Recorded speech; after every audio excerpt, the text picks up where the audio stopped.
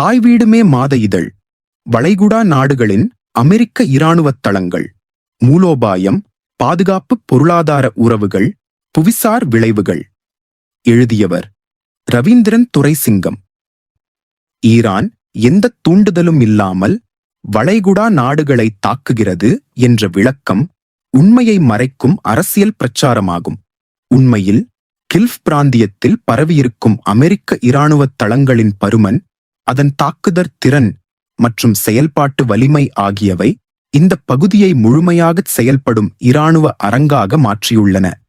இந்த தளங்களே அமெரிக்காவின் ஆதிக்க அரசியலின் முதுகெலும்பாக உள்ளன. அவை இல்லையெனில் அமெரிக்காவின் உலகளாவிய செயல்பாடே முற்றிலும் பாதிப்புக்குள்ளாகும். இந்த நிலையிலும் வளைகுடா நாடுகள் தாம் இந்த போரில் சம்பந்தமற்றவர்கள் என்று கூறுவது நம்பிக்கைக்குரியதாக அல்ல. மாறாக அது திட்டமிட்ட அரசியல் மறைமுகம்.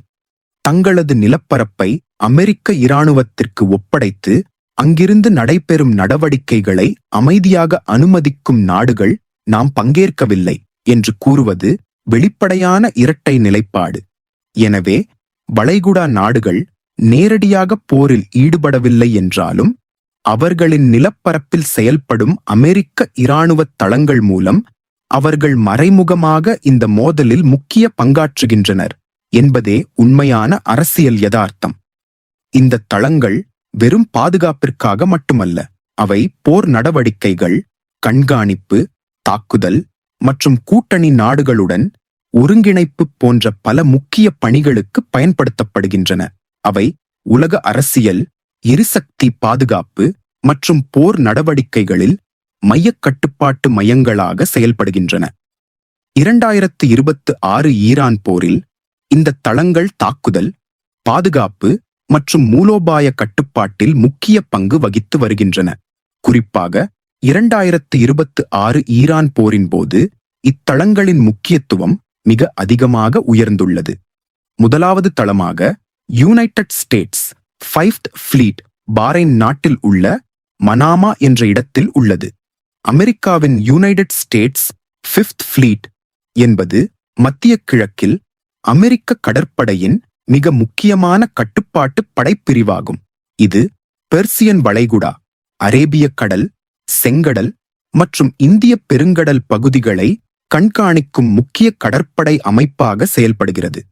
இந்த படையின் தலைமையகம் பஹ்ரைன் நாட்டில் அமைந்துள்ளது. இந்த 5th ஃப்ளீட் அமைப்பு உலகின் மிக முக்கியமான எண்ணெய் போக்குவரத்து பாதைகள் உள்ள பகுதிகளை பாதுகாப்பதில் முக்கிய பங்கு வகிக்கிறது. குறிப்பாக ஸ்ட்ரெய்ட் ஆஃப் ஹொர்முஸ் வழியாக உலக எண்ணெயின் ஒரு பெரிய பகுதி கடந்து செல்கிறது. இந்த கடற்பாதை பாதுகாப்பாக இருக்க வேண்டும் என்பதே 5th ஃப்ளீட் இன் முக்கிய நோக்கங்களில் ஒன்றாகும். 5th ஃப்ளீட் இன் கீழ் பல்வேறு வகையான கடற்படை கப்பல்கள் மற்றும் படைகள் உள்ளன. அதில் விமானம் ஏற்றுச் செல்லும் போர்க்கப்பல்கள், ஏர்கிராஃப்ட் கேரியர்ஸ், அழிப்பு கப்பல்கள், டிஸ்ட்ராயர்ஸ், நீர்மூழ்கி கப்பல்கள், சப்மரைன்ஸ் மற்றும் வேகமான ரோந்து கப்பல்கள், பட்ரோல் போட்ஸ் அடங்கும்.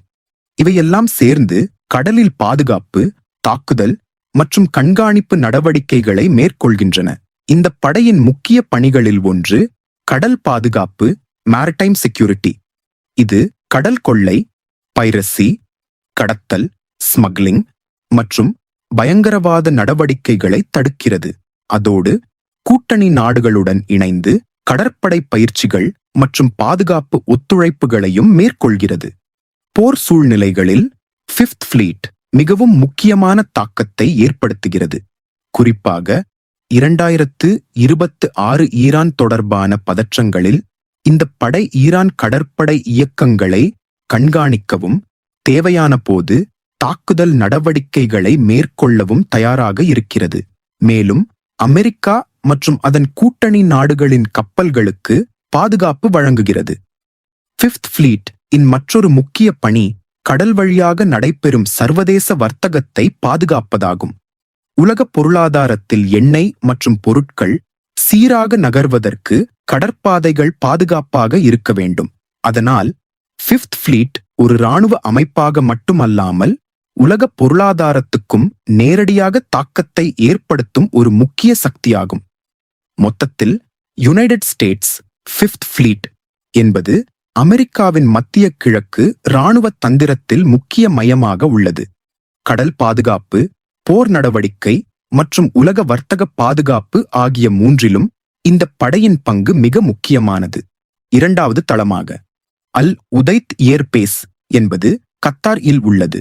அல் உதைத் ஏர்பேஸ் என்பது மத்திய கிழக்கில் அமெரிக்காவின் மிக முக்கியமான விமானப்படை தளங்களில் ஒன்றாகும். இது கட்டார் நாட்டில் அமைந்துள்ளது. அமெரிக்கா வெளிநாட்டில் வைத்திருக்கும் மிகப்பெரிய இராணுவ தளங்களில் இதுவும் ஒன்று என்று கருதப்படுகிறது. இந்த தளம் அமெரிக்காவின் யுனைடெட் ஸ்டேட்ஸ் சென்ட்ரல் கமாண்ட் சென்டகம் முன்னணி கட்டுப்பாட்டு மையமாக ஃபார்வர்ட் ஹெட்குவார்ட்டர்ஸ் செயல்படுகிறது. அதாவது மத்திய கிழக்கு, தெற்காசியா மற்றும் சுற்றுப்பகுதிகளில் நடைபெறும் போர் நடவடிக்கைகள் மற்றும் இராணுவ திட்டமிடல்கள் இங்கிருந்து ஒருங்கிணைக்கப்படுகின்றன. அல் உதைத் தளத்தில் ஆயிரக்கணக்கான அமெரிக்க மற்றும் கூட்டணி படையினர் பணியாற்றுகின்றனர், சுமார் 8000 முதல் 10,000 வரை. இங்கு பல்வேறு வகையான போர் விமானங்கள், டேங்கர் விமானங்கள், எரிபொருள் நிரப்பும் விமானங்கள் மற்றும் ட்ரோன்ஸ் நிறுத்தப்பட்டுள்ளன. இது வான்வழி தாக்குதல் மற்றும் கண்காணிப்பிற்கான முக்கிய மையமாக விளங்குகிறது.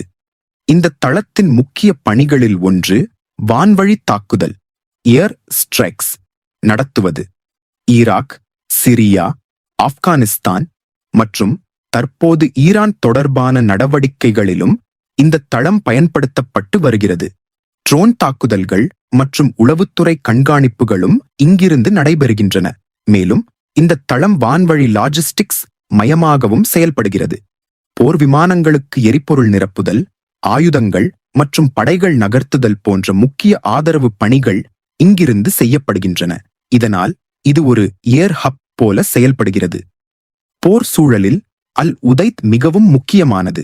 ஏனெனில் முழு பிராந்திய வான்படையை கட்டுப்படுத்தும் மையம், தாக்குதல் மற்றும் பாதுகாப்பு நடவடிக்கைகளின் ஒருங்கிணைப்பு, விரைவான பதில் ராபிட் ரெஸ்பான்ஸ் வழங்கும் திறன் போன்றவற்றால் ஈரான் போன்ற நாடுகளுடன் பதற்றம் அதிகரிக்கும் போது இந்த தளம் முக்கிய இலக்காகவும் மாறக்கூடும். அதனால் இங்கு ஏவுகணை எதிர்ப்பு அமைப்புகள், மசைல் டிஃபென்ஸ் சிஸ்டம்ஸ் மற்றும் பாதுகாப்பு நடவடிக்கைகள் மிகவும் வலுப்படுத்தப்பட்டுள்ளன.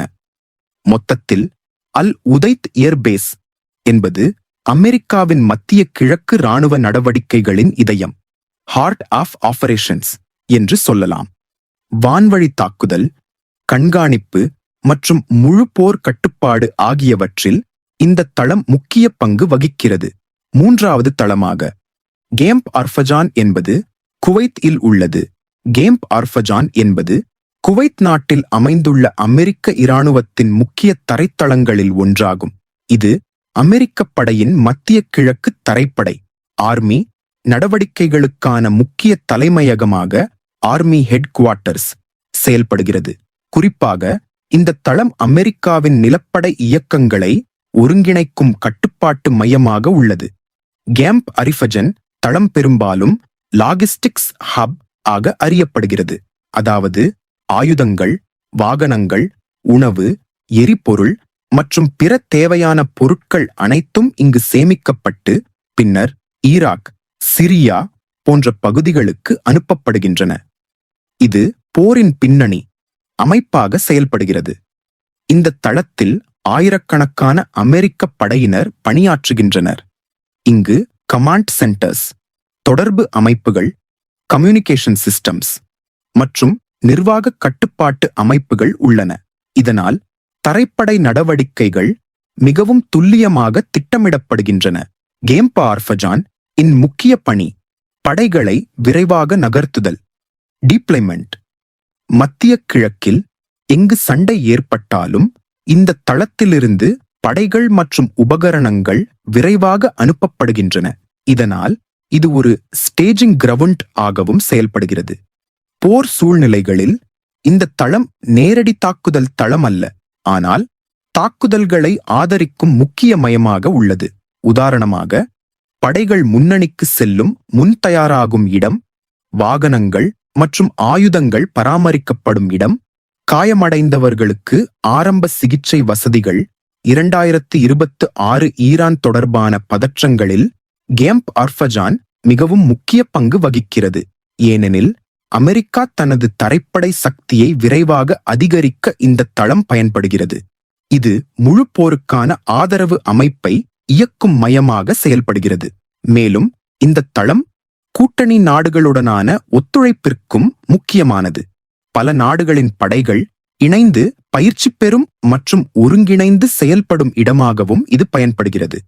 மொத்தத்தில் கேம்ப் ஆர்ஃபஜான் என்பது நேரடி போர்தளம் அல்ல, ஆனால் போரின் வெற்றியை தீர்மானிக்கும் மூல ஆதார மையம், ஸ்ட்ராட்டஜிக் சப்போர்ட் ஹப் ஆகும். படைகள், பொருட்கள் மற்றும் திட்டமிடல் ஆல் ஒன்றாக இணையும் முக்கிய இடமாக இது விளங்குகிறது. 4வது தளமாக அலி அல் சலேம் ஏர் பேஸ். அலி அல் சலேம் ஏர் பேஸ் என்பது குவைத் நாட்டில் அமைந்துள்ள அமெரிக்க விமானப்படையின் முக்கிய தளங்களில் ஒன்றாகும். இது பெரும்பாலும் வான்வழி போக்குவரத்து, ஏர்லிஃப்ட் மற்றும் ஆதரவு நடவடிக்கைகளுக்காக பயன்படுத்தப்படும் ஒரு முக்கிய விமான தளமாகும். இந்த தளம் தீராக் என்று அமெரிக்க படையினரால் அழைக்கப்படுகிறது. காரணம், இது கடுமையான பாலைவன சூழலில் அமைந்துள்ளது. ஆனால் அந்த சவாலான சூழலுக்குள்ளேயே மிக உயர்ந்த செயல்திறனுடன் இந்த தளம் இயங்குகிறது. அலி அல் சலேம் ஏர் பேஸ் இன் முக்கிய பணி போர் மற்றும் பாதுகாப்பு நடவடிக்கைகளுக்கு தேவையான பொருட்கள் மற்றும் படைகளை வான்வழியாக நகர்த்துவது. C-130 போன்ற போக்குவரத்து விமானங்கள் மூலம் படைகள் முன்னணிக்கு அனுப்பப்படுகின்றன. ஆயுதங்கள் மற்றும் உபகரணங்கள் கொண்டு செல்லப்படுகின்றன. மனிதாபிமான உதவிகளும் அனுப்பப்படுகின்றன. இந்த தளம் மத்திய கிழக்கில் அமெரிக்காவின் வான்வழி லாஜிஸ்டிக்ஸ் மையங்களில் ஒன்றாகும். கேம்ப் ஆர்ஃபஜான் போன்ற தரைத்தளங்களுடன் இணைந்து முழு போர் ஆதரவு அமைப்பை இயக்குகிறது. அதாவது தரையிலிருந்து பொருட்கள் தயாராகி இந்த தளத்தின் மூலம் வான்வழியாக அனுப்பப்படுகின்றன. போர் சூழ்நிலைகளில் அலி அல் சலேம் ஏர் பேஸ் மிகவும் முக்கியமான சப்போர்ட் ஹப் ஆக மாறுகிறது. இது நேரடி தாக்குதல் தளம் அல்லாத போதிலும் தாக்குதல் விமானங்களுக்கு ஆதரவு வழங்குகிறது. எரிபொருள் மற்றும் உபகரண விநியோகம் செய்கிறது. அவசரகால படை நகர்த்தலை எளிதாக்குகிறது. 2026 ஈரான் தொடர்பான பதற்றங்களில் இந்த தளம் முக்கிய பங்கு வகிக்கிறது. குறிப்பாக விரைவான பதில், ரேபிட் டிப்ளாய்மெண்ட் மற்றும் படை நகர்த்தலில் இது மிகவும் அவசியமானது. எந்த இடத்திலும் திடீர் மோதல் ஏற்பட்டாலும் இந்த தளத்திலிருந்து உடனடி நடவடிக்கை எடுக்க முடியும். மேலும் இந்த தளம் கூட்டணி நாடுகளுடனான ஒத்துழைப்புக்கும் பயன்படுத்தப்படுகிறது. பல நாடுகளின் விமானங்கள் இங்கு செயல்பட்டு ஒருங்கிணைந்த நடவடிக்கைகளை மேற்கொள்கின்றன. மொத்தத்தில் அலி அல் சலாம் ஏர் பேஸ் என்பது மத்திய கிழக்கில் அமெரிக்காவின் வான்வழி ஆதரவு மற்றும் போக்குவரத்து நடவடிக்கைகளின் முக்கிய மையமாகும். இது போரை நேரடியாக நடத்தாது, ஆனால் போரை நடத்த தேவையான சக்தியை தொடர்ந்து வழங்கும் இயக்க மையம், ஆபரேஷனல் பேக்போன் ஆக செயல்படுகிறது. 5வது தளமாக கேம்ப் புஹ்ரிங் என்பது குவைத் நாட்டில் அமைந்துள்ளது. கேம்ப் புஹ்ரிங் என்பது குவைத் நாட்டில் அமைந்துள்ள அமெரிக்க தரைப்படையின் முக்கிய தளங்களில் ஒன்றாகும். இது குறிப்பாக படைகள் முன்னணிக்கு செல்லும் முன் தயாராகும் ஸ்டேஜிங் ஏரியா, தயாரிப்பு மையம் ஆக செயல்படுகிறது. இந்த தளம் கேம்ப் ஆர்ஃபஜான் உடன் நெருங்கிய தொடர்பில் செயல்படுகிறது. கேம்ப் ஆர்ஃபஜான் ஒரு கட்டுப்பாட்டு மற்றும் லாஜிஸ்டிக்ஸ் மையமாக இருந்தால், கேம்ப் புஹ்ரிங் ஒரு டெபாய்ட்மெண்ட் தயாரிப்பு தளம் என்று சொல்லலாம். அதாவது இங்கு படைகள் பயிற்சி பெற்று போர் சூழ்நிலைக்கு தயாராகி பின்னர் ஈராக் அல்லது பிற மோதல் பகுதிகளுக்கு அனுப்பப்படுகின்றன. கேம்ப் புஹ்ரிங் பாலைவனப் பகுதியில் அமைந்துள்ளது. அதனால் இங்கு நடைபெறும் பயிற்சிகள் உண்மையான மத்திய கிழக்கு போர் சூழ்நிலைக்கு ஏற்ப வடிவமைக்கப்பட்டுள்ளன. வீரர்கள், பாலைவனத்தில் இயக்கம், டெசர்ட் ஆபரேஷன்ஸ், வாகனப் போர் பயிற்சி, பாதுகாப்பு மற்றும் தாக்குதல் ட்ரில்ஸ் போன்றவற்றில் பயிற்சி பெறுகின்றனர். இந்த தளத்தின் முக்கிய பணி படைகளை ரெடி நிலையில் வைத்திருப்பதாகும். புதிய படைகள் மத்திய கிழக்கிற்கு வந்தவுடன் முதலில் கேம்ப் புஹ்ரிங் இல் தங்குகின்றனர். அங்கு சூழ்நிலை பயிற்சி பெறுகின்றனர். பின்னர் முன்னணிக்கு அனுப்பப்படுகின்றனர். இதனால் இது ஒரு முக்கிய டிரான்சிட் ஹப் ஆகவும் செயல்படுகிறது. போர் சூழ்நிலையில் கேம்ப் புயரிங் மிகவும் முக்கியமானது. காரணம், படைகளை விரைவாக முன்னணிக்கு அனுப்ப முடியும். தொடர்ந்து புதிய படைகள் தயாராக இருக்கும். போரில் இழப்புகள் ஏற்பட்டால் உடனடி மாற்றுப்படைகள் அனுப்ப முடியும். 2026 ஈரான் தொடர்பான பதற்றங்களில் இந்த தளம் அமெரிக்காவின் தரைப்படை இயக்கத்தை ஆதரிக்கும் முக்கிய மையமாக உள்ளது. பெரிய அளவிலான தரைப்படை நடவடிக்கை தேவைப்பட்டால் அது இத்தகைய தளங்களின் மூலம்தான் சாத்தியமாகும். மேலும் இந்த தளம் கூட்டணி நாடுகளுடனான பயிற்சி மற்றும் ஒத்துழைப்பிற்கும் பயன்படுத்தப்படுகிறது. பல நாடுகளின் படைகள் இங்கு இணைந்து பயிற்சி பெறுகின்றன. மொத்தத்தில் கேம்ப் புஹ்ரிங் என்பது போரின் முன்பகுதி அல்ல, ஆனால் போருக்கு செல்லும் படைகளின் முக்கிய தயாரிப்பு மையமாகும். இது போர் தொடங்கும் முன் சக்தியை உருவாக்கும் இடம் என்று சொல்லலாம். 6வது தளமாக அல் தாஃப்ரா ஏர் பேஸ். அல் தாஃப்ரா ஏர் பேஸ் என்பது யுனைடெட் அரப் எமிரேட்ஸ் நாட்டில் அமைந்துள்ள அமெரிக்காவின் மிக முக்கியமான விமானப்படை தளங்களில் ஒன்றாகும். இது குறிப்பாக உளவுத்துறை, இன்டெலிஜென்ஸ், கண்காணிப்பு, சர்வைலன்ஸ் மற்றும் துல்லியமான தாக்குதல் பிரெசிஷன் ஸ்ட்ரைக் நடவடிக்கைகளுக்கான மையமாக செயல்படுகிறது. இந்த தளம் மத்திய கிழக்கில் அமெரிக்காவின் மிகவும் முன்னேறிய அட்வான்ஸ்டு விமான தளங்களில் ஒன்றாகும்.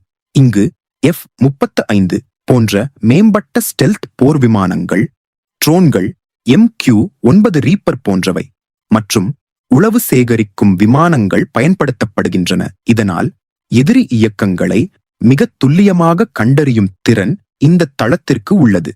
அல் தாஃப்ராயின் முக்கிய பணி இன்டெலிஜென்ஸ், சர்வைலன்ஸ், ரீகனைசன்ஸ் ISR ஆகும். அதாவது எதிரி படைகளின் நகர்வுகளை கண்காணித்தல், ஏவுகணை ஏவுதல்களை கண்டறிதல், முக்கிய இலக்குகளை அடையாளம் காணுதல். இந்த தகவல்கள் பின்னர் தாக்குதல் நடவடிக்கைகளுக்கு பயன்படுத்தப்படுகின்றன. மேலும் இந்த தளம் துல்லியமான வான்வழி தாக்குதல்களுக்கும் பயன்படுத்தப்படுகிறது. ட்ரோன்கள் மற்றும் ஸ்டெல்த் விமானங்கள் மூலம் குறிப்பிட்ட இலக்குகள் மீது தாக்குதல், குறைந்த கலாட்ரல் டேமேஜுடன் செயல்பாடு இவை மேற்கொள்ளப்படுகின்றன. போர் சூழ்நிலையில் அல் தாஃப்ரா மிகவும் முக்கியமானது. காரணம், எதிரியை நேரடியாக தாக்குவதற்கு முன் தகவல் சேகரிப்பு, துல்லியமான தாக்குதல்களை நடத்தும் திறன், விரைவான பதில் வழங்கும் திறன். 2026 ஈரான் தொடர்பான பதற்றங்களில் இந்த தளம் முக்கிய பங்கு வகிக்கிறது. குறிப்பாக ஈரான் ஏவுகணை மற்றும் இராணுவ அமைப்புகளை கண்காணித்து தேவையான போது தாக்குதல் நடத்தும் மையமாக இது செயல்படுகிறது. மேலும் இந்த தளம் கூட்டணி நாடுகளுடனான ஒருங்கிணைப்பிற்கும் முக்கியமானது. பல நாடுகளின் விமானங்கள் மற்றும் உளவு அமைப்புகள் இங்கு இணைந்து செயல்படுகின்றன. இந்த தளத்தின் பாதுகாப்பு மிகவும் வலுவாக உள்ளது, ஏனெனில் இது எதிரி தாக்குதல்களுக்கு முக்கிய இலக்காக இருக்கக்கூடும். அதனால் ஏவுகணை எதிர்ப்பு அமைப்புகள் மற்றும் பாதுகாப்பு வளங்கள் அதிகமாக அமைக்கப்பட்டுள்ளன. மொத்தத்தில் அல் தாஃப்ரா ஏர் பேஸ் என்பது போர்க்கண்கள், ஐஸ் ஆஃப் திவார் என்று சொல்லப்படும் அளவுக்கு முக்கியமானது. இது தகவல் சேகரிப்பு, கண்காணிப்பு மற்றும் துல்லியமான தாக்குதல் ஆகிய மூன்றையும் ஒருங்கிணைக்கும் முக்கிய மையமாக செயல்படுகிறது. இந்த பகுதியில் வளைகுடா பிராந்தியத்தில் பரவியிருக்கும் அமெரிக்க இராணுவ தளங்களின் அமைப்பு, அவற்றின் மூலோபாய முக்கியத்துவம் மற்றும் 2026 ஈரான் தொடர்பான பதற்றங்களில் அவை வகிக்கும் பங்கு ஆகியவை ஆராயப்பட்டன. ஆனால் இந்த தளங்கள் தனியாக செயல்படுவதில்லை. அவை அமைந்துள்ள நாடுகளின் அரசியல் நிலைப்பாடுகளுடனும் நெருக்கமாக இணைந்துள்ளன. அடுத்த பகுதியில் Saudi Arabia, UAE, Qatar, Kuwait போன்ற வளைகுடா நாடுகள் இந்த மோதலில் எவ்வாறு பேலன்ஸ் அல்லது நியூட்ரல் அணுகுமுறையை எடுத்துள்ளன, மேலும் அந்த நிலைப்பாடுகளின் பின்னணியில் உள்ள அரசியல், பொருளாதார மற்றும் பாதுகாப்பு காரணிகள் என்ன என்பதையும் விரிவாக பார்ப்போம்.